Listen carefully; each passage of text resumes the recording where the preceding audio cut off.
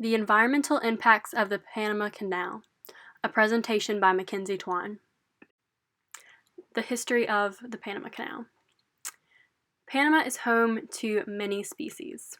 There are over 10,000 different species of plants, 255 species of mammals, and 972 species of indigenous birds.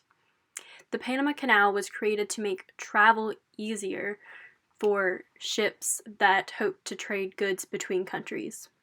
14,000 ships traverse the canal yearly, which allows 160 countries to be connected in order to trade goods. The canal is also an important part of the economy in Panama. In 2014, $2.6 billion was netted for the economy in Panama due to the canal. The expansion of the Panama Canal was greenlit in 2007. It then took nearly a decade to actually complete the expansion.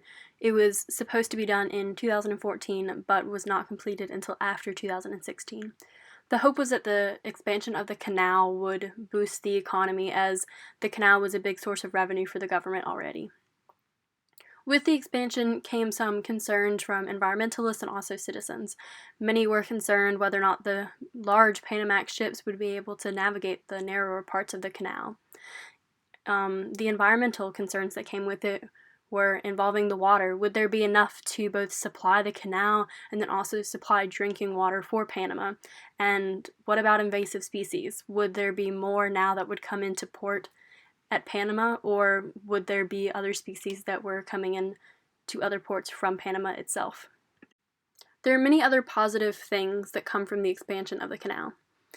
With a larger canal, fewer ships will be needed to carry goods, as now 1 or 2 ships can carry the same amount of goods that would once take 2 or 3. Trade routes will also be improved between countries, and more ships will be able to pass through the canal instead of traveling all the way around South America, thus using more fuel. Also, more American produce can be shipped through the canal, thus helping the export of American goods. There are also some bad aspects that come with the expansion of the Panama Canal. Now there's a chance for more invasive species to either enter Panama or enter other countries at other ports. Ballast water can carry different invasive species from port to port, and the ballast water is the water that is held in the ballast tanks and cargo holds of the ships that traverse the canal. There's also a concern for less fresh water for Panamanians. The canal requires 55 million gallons of fresh water daily, and often some of the water still does escape into the ocean, even though there is efforts to try to conserve it. The water comes from man-made lakes, which also supply the drinking water. There's also going to be an increase in coal, natural gas, propane, and petroleum shipments through the canal, which are fossil fuels and bad for the environment. The ships burn a lot of oil as well. Migration of species is also a concern, as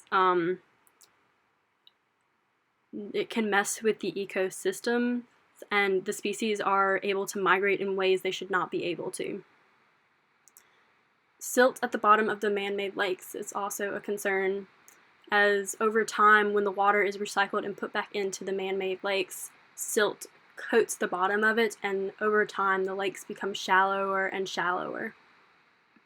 There are some preventative measures that are being taken to try to combat the environmental impacts of the canal. There are construction of water-saving basins, and new locks have been added to reduce water use and recycle the water back into the man-made lakes. There has been an improvement in watershed management, and ballast water is now required to be exchanged before entering new ports, which the hope is that it will remove up to 90% of the invasive species in the ballast water, but this also does not account for any invasive species that are clinging to the outside of the hull.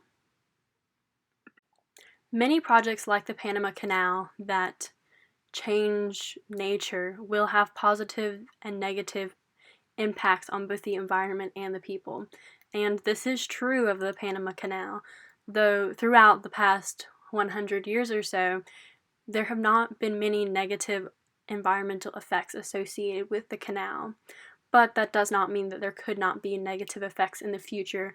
And the current mild environmental impacts we're seeing from the canal still need to be mitigated as best as possible in order to ensure that the canal does not eventually harm the environment more than it should.